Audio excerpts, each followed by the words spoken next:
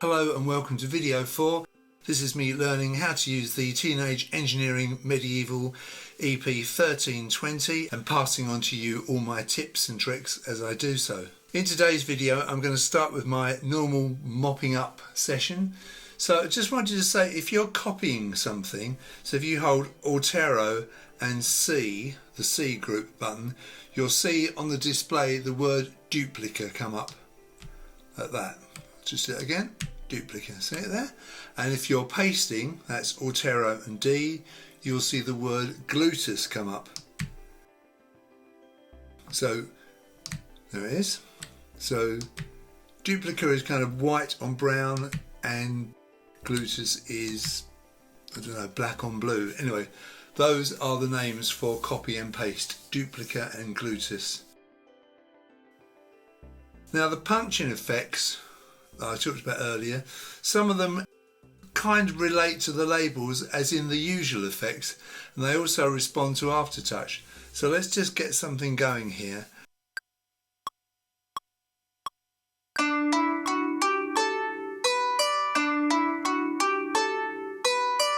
So I've got a little phrase recorded, and now I'm just going to use the punching effects by holding Focus and the effect. So this one on the level, if I press harder, it shortens it, see? So they're touch sensitive. Anyway, so let's do the second one. So Focus.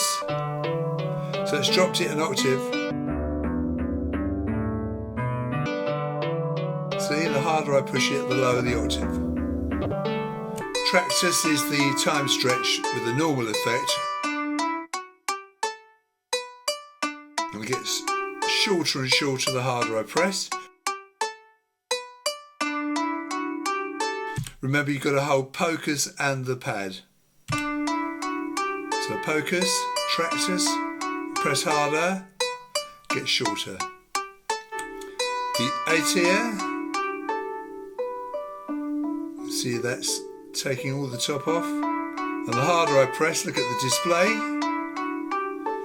and the duller it gets. And the same with the Clarus, only the other way. The harder I press, the toppier it gets. Now the Focus itself, that says NA, not available. That's kind of a beat repeat working on the start of the sample. So Finish is a tape stop.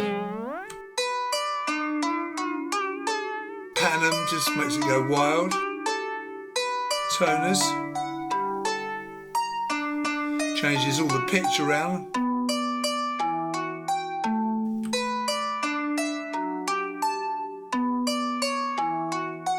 I think the harder you press, the more extreme the effect. Velix.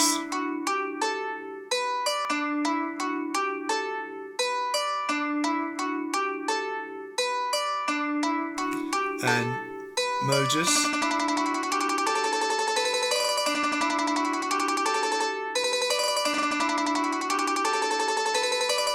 Yeah, not too sure about that, but some of those definitely relate to the normal labelling on those pads for those effects. In a previous video I showed you step recording. We've got this pattern I've recorded. If I just step through it. Let's go to the beginning again.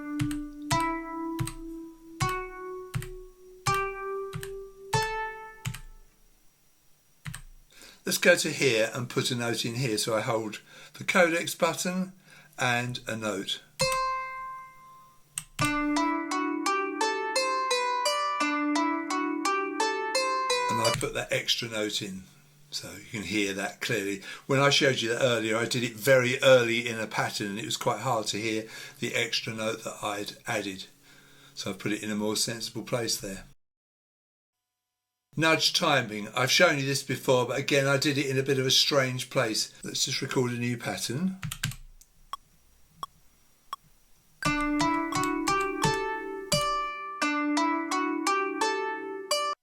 Turn the quantizing off, quantum and plus, so not quantized, the unmanacled boot.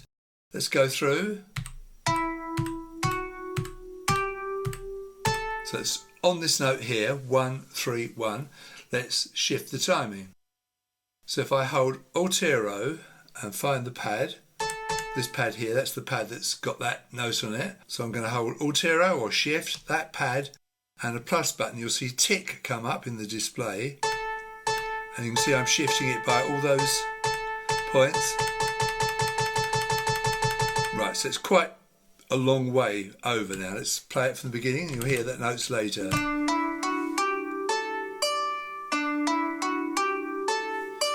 It's quite a long way, isn't it? Let's go back to it. So it's 0.23. Let's just bring that back a bit. So hold Alt-Arrow, the pad in question. Bring this back a bit more. Just shift it a tiny bit. Okay, so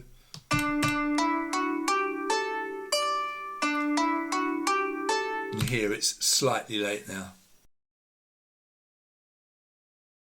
If I want to add notes in on the fly while the thing's running, I can hold Codex and the pad. So let's find out the note I want to record.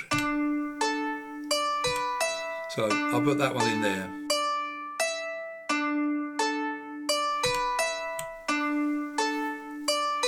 And that's added that note there, see? So you can add notes on the fly.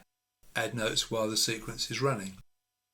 You can record the velocity as you record note repeats. So let's go to a different sound.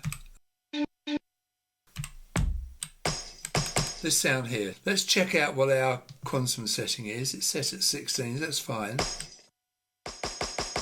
I've got that. Now if I press softer and harder, I can change the velocity, responds to the aftertouch.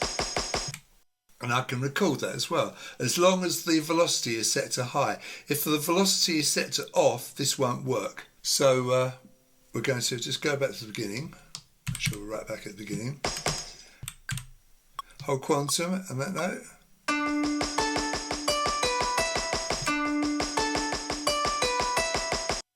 Let's go to group B. Turn this volume down.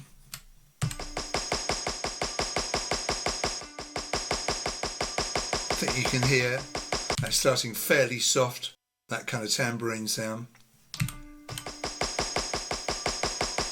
And as I pressed harder and let go a bit, the volume changed. So you can record the note repeat and the velocity at the same time. Just change the amount of pressure you use on the pad. It's pretty good, isn't it? So let's go to some advanced sound editing now. I've already covered some of this in the Sonos menu. Let's go to this sound here. So I've already shown you that with the Sonos button pressed, I can change the amp, the volume level, and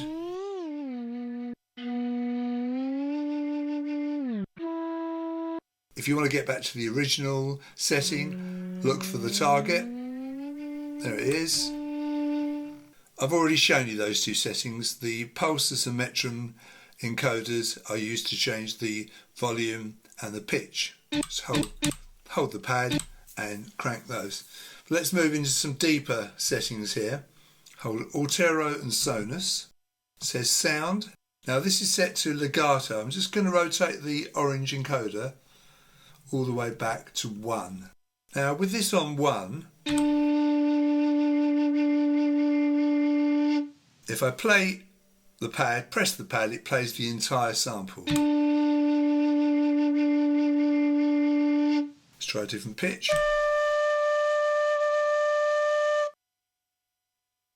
Okay, but if I turn the orange encoder, the pulses encoder, to the right until it says key, now, see what happens? I'd have to hold the key down for the entire length of the sample if I want to hear that whole sample.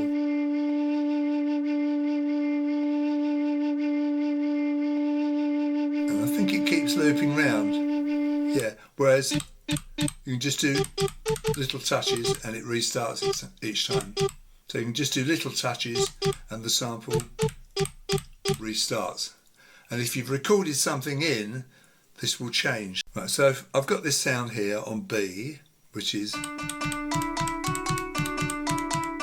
So if I turn this so it's set to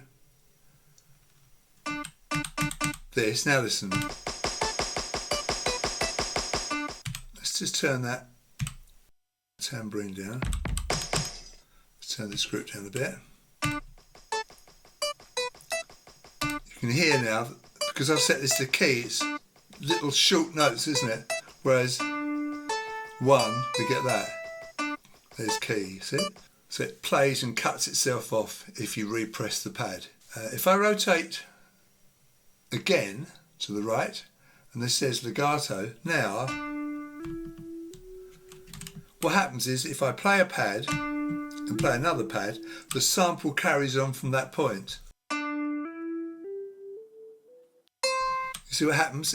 The sample carries on across those pads until it's run out, and then once it has finished, the next key will restart. So let's find a sound that's got a long, like a phrase on it. Right, so there's a few notes in this flute sound. It's a phrase, isn't it? This is on legato.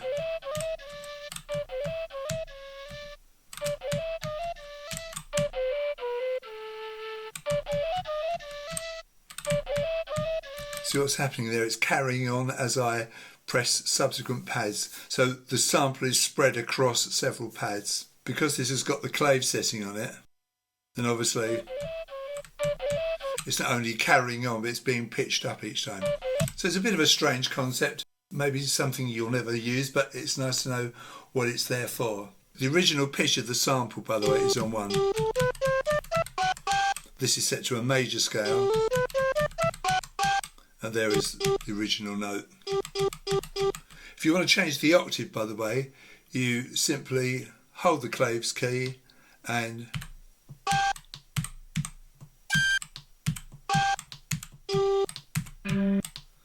I think the default is 4.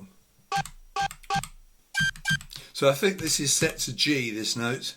So this is a G major scale. If we go to our scale, let's have a look, Altero and Sistema, and we'll go to pad, scale, let's go to key, yes, it's G. So if we're in Altero and Sonus, if I rotate the metrum encoder, it changes the panning and you get instant feedback. You don't even have to press the pad. So when it's central, the target comes up. Right, so let's move to another setting here. Remember, we're in Altero and Sonus. We've had all these settings there. This is for sound. So if I hold plus, now I'm on trim, TRI, and this is for changing the start and end.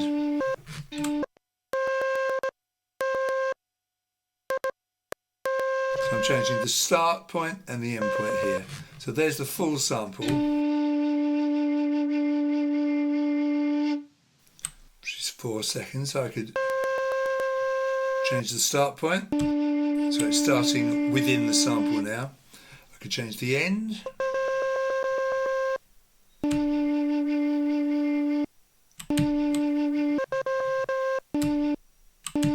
So there I've got the sample starting in quite a way and ending before the end.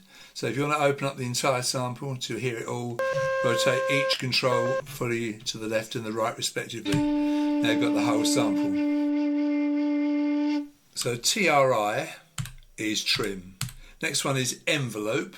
By the way, all these have got little icons. I should have said sound has got this icon here. Trim has got this one, which I think looks like a sausage being cut up. I could be wrong. And this next one, envelope, is an actual envelope on there. When you make changes with it set to trim, you get this axe icon come up. So anyway, let's go to our next one, which is envelope. There's our envelope icon. You can also trim up the sample, by the way, in the software, which I think I may have shown you already. And here, with the envelope, you can change the attack and the release. So rotate the pulses for the attack.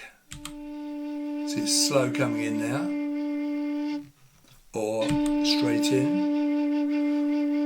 Or I could change the amount of release with the metronome controller. See, full on, and you get the full release. It's quite a crude envelope, just attack and release.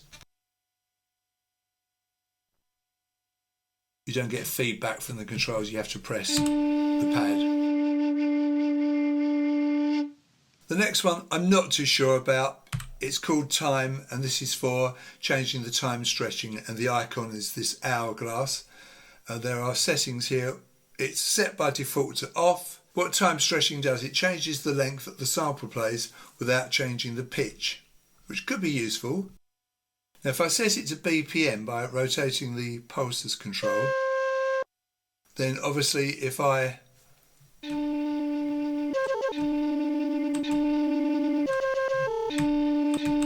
change the BPM,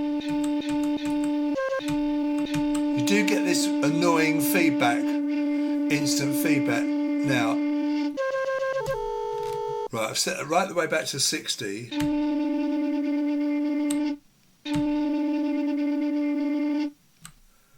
And obviously you can hear that's getting artifacts. So I set it all the way up to 180.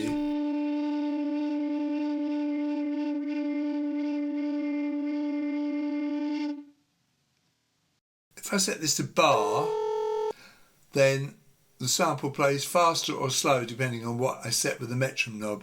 So if I set this to quarter, we get that. Half.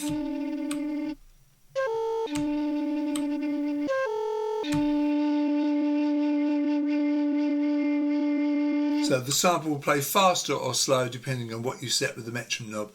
A quarter of a bar to 4 bars. So you can set it to a quarter. Obviously it's going through quickly. Or I set it up to 4 bars. And it's really stretching out to last for 4 bars. I tend to have this turned off, to be honest. One more press of the plus button gives us Midi, and this icon is a Midi socket. This allows you to send and receive Midi messages via a keyboard, for instance. The pulses knob changes the Midi channel, either off or all the way up to 16. And the metronome knob changes the Midi note. And then we have group, and this is all about choking. In other words, you've got 2 sounds, one's going to choke the other. So let's go back to our A group here. So if I go to this group, now you see everything's flashing, but if I hold this pad and this pad, now these two will choke each other. So if I come out of this, press Sonus. So if I play the tambourine sound, as soon as I press the bass drum sound, it's gone. Same the other way around. So they're choking each other off. So if you had, in a more standard sequencer, an open hi-hat and a closed hi-hat, one would choke the other off. So in this setting, you can see group, and you can see this muto icon, the man with his hand over his mouth comes up. So if I go to this, if I press these buttons again, then there's no muting going on here and they're all flashing, but you can only have one mute group per one of these per group. Obviously, if you want to come out of this at any point, press one of the 3 main buttons. I normally press manus to take me back to the bars, beats and subdivisions. Next thing we're going to deal with is the faders and the groups. This fader thing here. Obviously, if you hold the group, this is group C, so if I hold the C button down and bring the fader down, that changes the level. So if I hold the fader button down, you see it's set to level, which is level. And I've already shown you that, of course, and you can do that with multiple buttons. Hold 3 down, change the level for all of them. Now there'll be nothing at all. See? So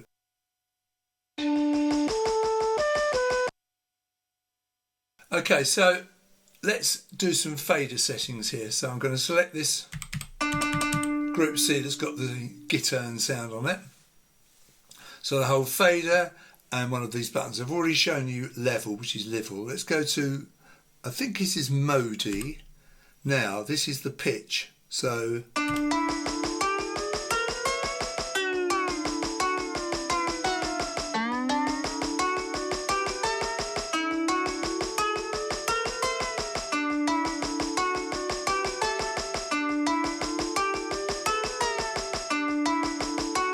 should we just mute those other groups? There's already a setting on the level, you see that's flashing. Set it to 0 and it's no pitch change at all. So that's fine. Let's hold the fader and tractors.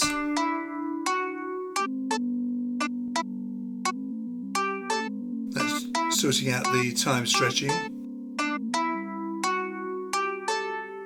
Leave that at 1, which is the default. Let's go to A tier. Now this is the low pass filter. So if I bring this down, you'll see the display move from right to left and get a duller sound. Now of course I can go to another button. If I don't alter this, I won't lose that setting. So if I go to Modi, I've got the pitch change, but I've still got that change of the low pass filter. Bring that back. That's a bit horrible. Come back to this. Now Clarus is the high pass filter. See the setting there? See how toppy that is now?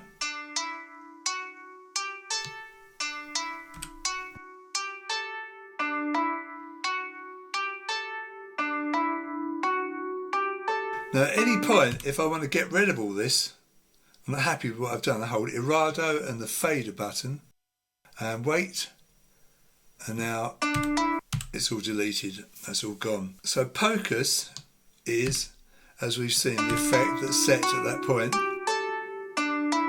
It's off at the moment. If I go to Echo, it's cranking that, see?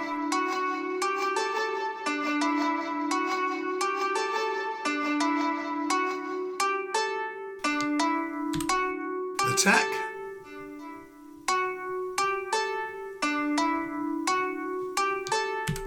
Release.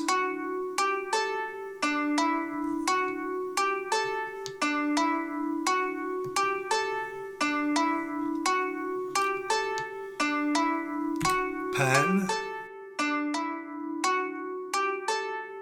So I want to leave that panned hard over. Go to another one. So tuning, still panned, now I'm tuning it as well. Got a bit lost there, so hold Irado and fader, wait for the delete.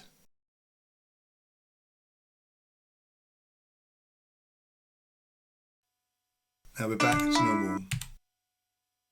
Felix, this is velocity.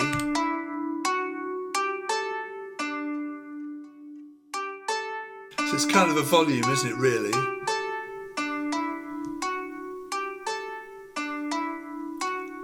Now this keeps saying echo because I've got that effect still set on echo. Let's turn that off. And mode is this last one here. It's kind of a wobbly effect. So what I'm saying here is you can have multiple effects here. You could have wobble there, you could have a dull sound, you could have the echo, you could have multiple effects at the same time. But I don't think that affects other groups. Let's go back to group A. No, that's unaffected. So it's group by group, which is handy, isn't it? If you want to erase things, it's Irado and fader, or if you want to reset everything, it's Altero and fader. Of course, you can move from group to group, and what you've set on one group won't we erase, it will stay there, and then you can make changes to other groups. Don't forget, these fader settings are for all sounds in a group. So if you've got more than one sound, it'll affect all those sounds in that group. So with the Mobi setting, or is it Modi? I'm not quite sure it's Mobi or Modi. That pitch changes up or down 5 semitones. The halfway point is normal pitch. By the way, if you just, let's go to this low pass, but you can have high pass as well. So it's kind of a band pass, isn't it, with both of those on. So this toners control, fader and toners. Up 12, down 12, or normal, or any in between. Tells you what it is in the display, see? Up 12, down 12, and nothing. And of course you can record things. Let's record some of this pitch wobbling. So we've got the wobble, the modus assigned to the fader. We'll start with no wobble, and then we'll record some towards the end of the pattern. So you can record fader movements into your pattern by holding the codecs down as you crank the fader. And of course erase it with errado and fader. So anyway, that's the end of today's video. If you got some benefit from it, please give it a like and consider subscribing to my channel. If you'd like to give me some encouragement to carry on making this kind of content, please consider giving me a donation, either here on YouTube or preferably on my website, which is www.daddylonglegs.com. Thank you very much for watching, and you'll see me in my next video.